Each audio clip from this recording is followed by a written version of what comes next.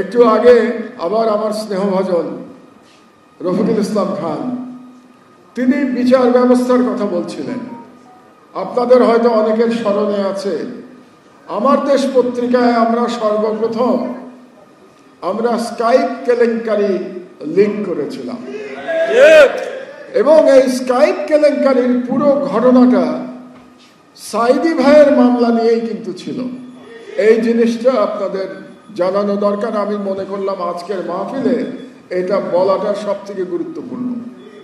এটা যে আমরা লিঙ্ক করেছিলাম এটা একটা ঐতিহাসিক ব্যাপার ছিল, কারণ এখানে খুব নামকরা আইনজীবী মিজান সাহেব আছেন, উনি জানবেন যে স্কাইপ কেলেঙ্কারিতে আমরা যেটা প্রমাণ করেছিলাম এর মাধ্যমে লিগালি আমরা প্রমাণ করে দিয়েছিলাম যে এটা একটা জুডিশিয়াল কিলিং ছিল।